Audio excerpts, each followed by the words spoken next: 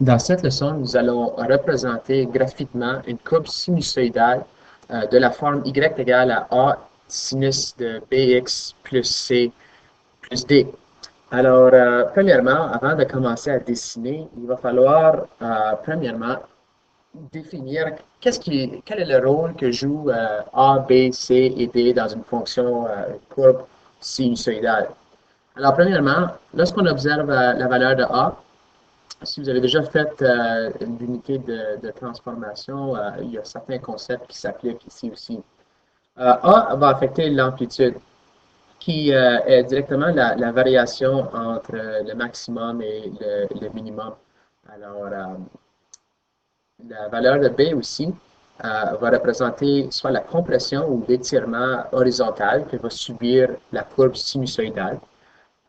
C, lorsqu'on regarde la variable C, ceci va affecter le déphasement ou, comme on l'a aussi référé, comme étant la translation horizontale de la courbe sinusoïdale.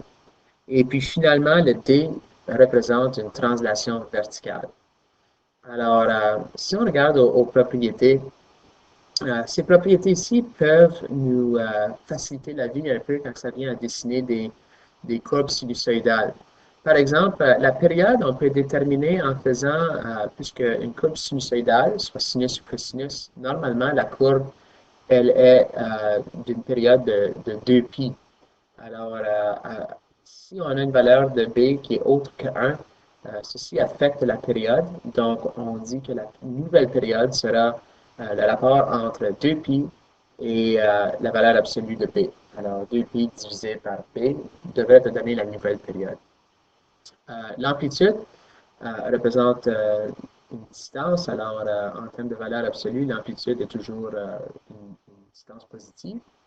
Le déphasement, ceci représente le mouvement horizontal que subit la courbe. Alors, ici, on peut la calculer en faisant le négatif de C sur B. Et finalement, les derniers trois, on a le maximum qui peut être calculé en faisant la valeur de D, qui est la translation verticale, plus ton amplitude. Et le minimum sera calculé en faisant D moins ton amplitude. Et l'image, vous pouvez confirmer ça. Évidemment, l'image est la variation entre le minimum, D moins A, en valeur absolue, et le maximum, D plus A, en valeur absolue. Alors, en regardant ces propriétés ici, on va aller voir un exemple où j'ai y est égal à moins 2 sin de 2x plus pi sur 2 plus 1. Alors, il va falloir retirer ou ressortir un peu plus d'informations ici. Alors, en ressortant l'information, nous connaissons que la valeur ou l'amplitude va être 2. C'est la valeur qui est en avant ici. Le négatif représente une réflexion par rapport à l'axe des X. La valeur de B, si on veut la cibler ici, c'est 2. La valeur de C, on va l'identifier comme étant pi sur 2. Et la valeur de D est 1. Alors, l'information qu'on aimerait ressortir, c'est peut-être la période. Alors, la période se calcule en faisant 2π divisé par la valeur absolue de B, qui est 2. Donc, ici, la période 2π divisé par 2, en simplifiant, c'est une période de pi. Donc, je sais qu'un cycle complet va se faire à l'intérieur d'une distance sur l'axe des X de pi. Alors, graphiquement, si je veux dessiner deux périodes, je peux aller changer l'axe des X entre négatif pi à pi. Alors, normalement, on est habitué de voir 2pi à moins 2pi, moins 2pi à 2pi, mais ici, ça va nous faciliter la vie si on fait juste changer au lieu d'être capable de comprimer à l'intérieur de 2pi. L'autre information qu'on aimerait connaître, c'est peut-être notre amplitude. Alors, l'amplitude, on connaissait comme 2. Alors, on connaît que le maximum que ça va atteindre, ça va être la valeur de D, qui est 1, plus 2. Alors, on va avoir un y égal à 3 comme maximum. Et comme minimum, on va avoir 1 moins la valeur absolue de A qui est 2. 1 moins 2, c'est moins 1. Alors, aussi, en termes de y, on va varier entre 3 et probablement moins 1 ici. On va juste les étiqueter. Alors, à mi-chemin ici, je peux mettre graphiquement pi sur 2, puis moins pi sur 2. Et le premier carré va représenter la moitié de pi sur 2, puis pi sur 4, pi sur 4. Et ici, ça va être 3 pi sur 4. Et moins 3 pi sur 4. En changeant l'axe des x de négatif pi à pi, ce que j'ai vraiment dessiné, c'est sinus, la fonction sinus avec une compression horizontale d'un facteur de 2. Alors, tout le monde sait que, ou vous devez connaître à ce point-ci que lorsqu'on dessine sinus, ça a la forme suivante.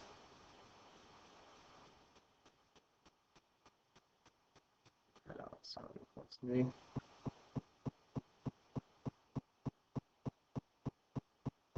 On va voir quelque chose de ce genre-là. Alors, ce que je viens de dessiner à l'intérieur avec une période de pi représenterait quelque chose qui a l'air comme ceci, sinus de 2x. Alors, sinus de 2x a une période de pi. Ensuite, la prochaine chose qu'on voudra faire, c'est figurer qu'est-ce qu'on va faire en termes de déphasement. Alors, le déphasement, on voit ceci comme étant, il va falloir que tu prennes moins C sur B. Alors, la valeur de C qu'on a, c'est pi sur 2, sur la valeur de B qu'on a est 2. Alors, si on fait moins pi sur 2, divisé par 2, fois une demi, on va avoir moins pi sur 4. Vous pouvez le voir aussi plus clairement. On pourrait mettre en évidence le 2 à l'intérieur de la parenthèse pour avoir une forme équivalente à moins 2 sinus de 2 et mettre en évidence le 2. Donc, 2 fois x donne le 2x. Et 2 fois quoi va me donner pi sur 2? La réponse ici serait pi sur 4. 2 fois pi sur 4 donne 2 pi sur 4, qui est l'équivalent de pi sur 2. Alors, voici une forme équivalente, mais qui nous donne peut-être un peu plus d'informations, dans le sens que, ici, je montre à mes élèves qu'un x plus pi sur 4 représente un mouvement horizontal de pi sur 4 vers la gauche. Alors, on a déjà pris soin d'une compression ici, qu'on devrait faire premièrement. Alors, on a fait ça en changeant en étiquetant notre intervalle des x de moins pi à pi. Maintenant, il faudrait changer, déplacer notre fonction ici de pi sur 4 vers la gauche. Donc, je vais représenter ceci en rouge. Chacun des points que vous avez marqués, je vais peut-être les mettre avec un X ici. Je vais tout bouger pi sur 4 vers la gauche. À ce point-là, je vais déménager. Celui-là bouge pi sur 4 et celui de pi bouge ici. Alors, juste en termes de simplification, je n'ai plus besoin. Je faisais quelque chose.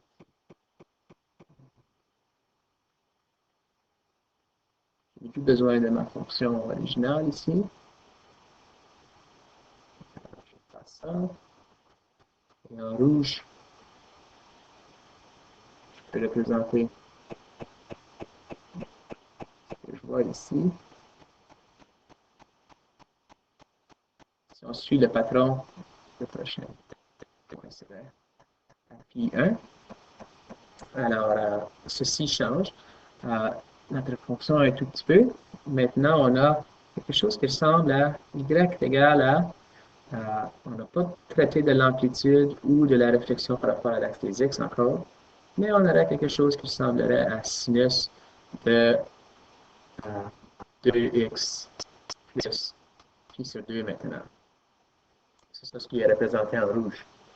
Alors, ensuite, ce qu'on veut travailler, on a pris soin de ça et ça. Changer l'intervalle, bouger puis sur 4 vers la gauche. Maintenant, on doit subir une transformation dans le sens qu'on veut multiplier les y par 2 pour changer l'amplitude et faire une réflexion en même temps. Alors, on va prendre soin de cette section ici du graphique. Alors, je vais peut-être transformer en noir ici, la prochaine transformation. Les x qui sont les zéros de la fonction, 0 fois 2, et puis faire le négatif de ça, ça ne change pas grand-chose. Les autres vont rester en place. Alors en noir, les zéros ne bougent pas. Ce qui est à 1 ici, les 1 vont être multipliés par 2, et ensuite ils vont subir une réflexion par rapport à l'axe des x. Alors, tu vas multiplier par 2 qui donne 2, et on fait la réflexion de 2, on va descendre à moins 2. Ensuite, alors, tous les y égales à 1, on multiplie par 2 et on fait la réflexion. Donc, celui-ci, on multiplie par 2, on fait la réflexion. Les moins 1, on les multiplie par 2, qui donne moins 2, et ils subissent une réflexion. Donc, ils montent à 2. Alors, tous les moins 1, y égale à moins 1, montent à y égale à 2. Ici, j'avais un y est égal à 1, fois 2, moins 2 ici. Alors là, si je réunis mes points, en noir, j'ai maintenant ma fonction sinusoïdale qui subit un changement d'amplitude et une réflexion par rapport à l'axe des x. Alors, tout ce qui me reste à la fin, c'est de faire ce qui est affecté par D, c'est le plus 1 qui représente le mouvement vertical. Alors, je peux enlever ce que j'ai en rouge maintenant.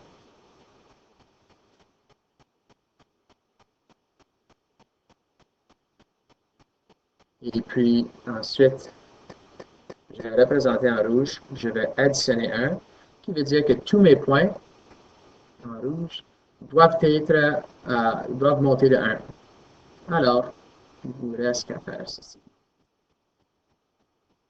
J'ai des indicateurs que je suis sur la bonne piste en termes de mon maximum et puis mon minimum. Mon maximum devrait être de y égale à 3. Mon minimum devrait être à moins 1. Alors, quand je déplace tous mes points, c'est un indicateur. Oui, en effet, mes y ne dépassent pas 3 et mes y ne dépassent pas moins 1. Donc, vous avez qu'à tracer votre version finale ici. Oups. Comment c'est ça?